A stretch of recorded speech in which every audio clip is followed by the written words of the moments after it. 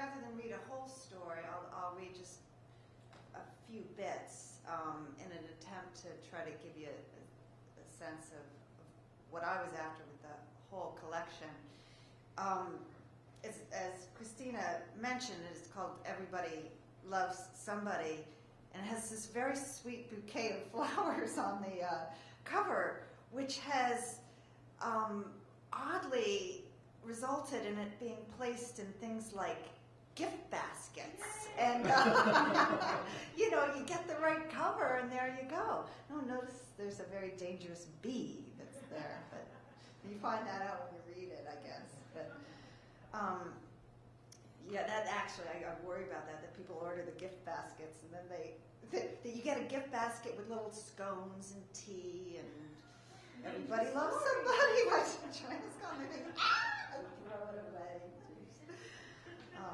So, just to give you an example of why they would throw it away, that I'll read you this. I only in retrospect do I look back at these stories, this collection, and feel that there were kind of two characters, two figures who were driving me, influencing me, luring me. As I was working on the whole collection, one had a kind of devilish presence in my imagination, and one a more angelic presence. And I will begin with the devil. These stories were written over the last decade very slowly. I was working on some other projects in between, but they are an attempt to encapsulate a history of emotion in the 20th century, absolutely miniature. I mean, very quick little peeks at what it means to love, to feel, to lose, to gain.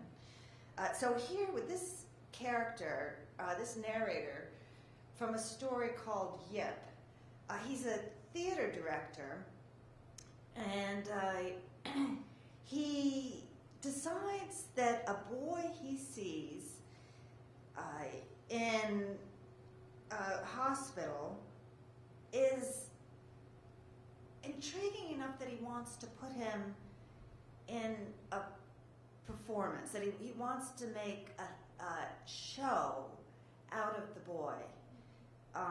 Harold is the boy, and he does his talent or his action that so intrigues his theater director is to yip, is to exclaim, is to speak nonsense, and just to do it in an unself-conscious way.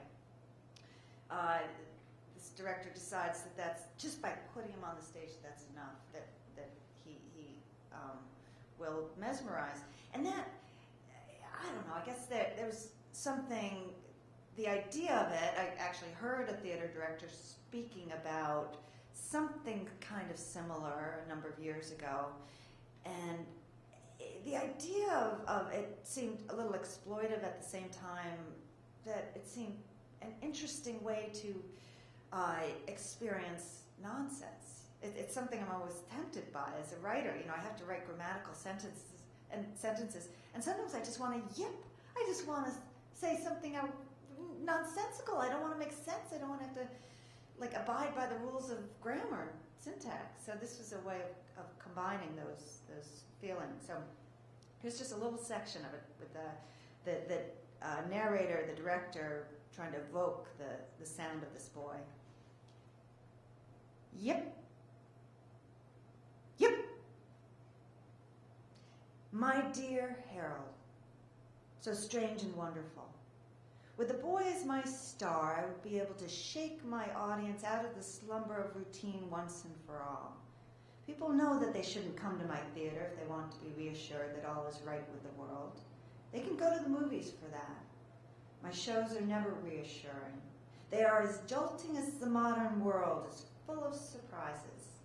Harold would be my consummate theatrical surprise. Poor Charlie. Are you hungry, Charlie? Do you want something to eat, Charlie? Strawberry short, Charlie cake. Strawberry shortcake, Charlie, if you please, oh please, oh please. Yip. Such is the force of a vital personality unimpeded by social consciousness. Yip. An individual alone but not lonely. Yep. If I had half his ego, I would be satisfied. The critics complain that my art is marred by my vanity, that I lack discretion, that I'll put anything and anyone into my productions because I'm too vain to subject myself to aesthetic discipline. My last show, Garden City, which featured the actor Jack Dawes along with 24 amateur clowns, a marionette troupe, and 50 retired chorus girls, was nicknamed Garbage Dump. This wounded me.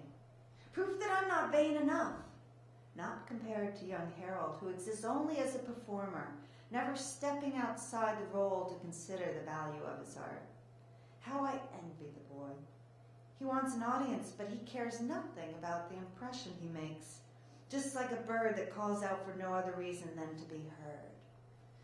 Oh, Charlie, Charlie looks forward to a tempting meal. Wait, Charlie, I've got something for you. Charlie soup, Charlie steak, strawberry, oh.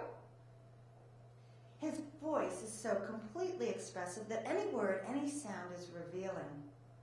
He could count from 1 to 1,000, and the audience would be mesmerized. Yes, I like to imagine this, Harold counting aloud, 1, 2, 3, 4, and so on. It would take 3 hours. And after Harold finished counting, he would remain silent for as long as 10 minutes. He would just stand there in the spotlight, his body pressing against the empty space behind him. And then, at last, he would utter a single yip. Yip! If you've ever blown a gentle breath into the face of a dog and heard the animal gasp, then you'll know how the audience would react when Harold yipped that final yip. Spot off, and my treasure would once again be hidden in darkness. Brilliant, yes. I'm sure any skeptic would be quickly converted and would forget the hows and whys and wherewithals of Harold's speech, for all that matters is the boy's acrobatic voice and his admirable self-sufficiency. Yatter, yip, yip, yip, yip. I knew what I was hearing in the corridor in Bellevue, where I first saw him. It was the sound of a solitary creature calling out to the world and expecting no answer, like that strange seabird I heard one night when I was a child. Alone in my buff-colored room with its red leather-upholstered window seat. Yip, yip. Poor Charlie, yip. Do you want soup, Charlie, yip, soup? Strange sounds. You'll hear them in the dead of night on any night, if you listen carefully.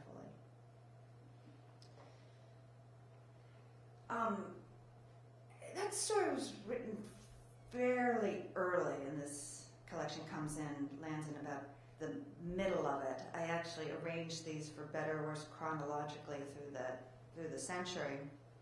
We were talking just before we came over about the relationship between the historical material that becomes the stuff of fiction and the contemporary material that we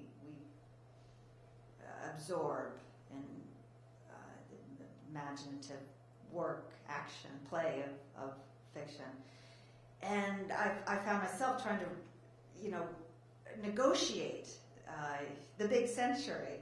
And at the end, the last story I wrote is the last story of the book, and it literally, I was looking out my window, looking out at the street, trying to describe something very close by in time and in the present. And this story is called The Lucite Cane. It's about an old guy named Abe, and I just, I said earlier, these two figures, the devil and the angel. I'm not sure why I had to find him. I was in search of him, I guess, but I don't know what it was about him, but I needed him, and I found him at the end and could close up the collection with this unassuming character. I mean, not that much happens in this story, but there was something about him that comforted me, that I felt, in retrospect, he'd been a kind of guide. So I'm just going to read this odd little bit from the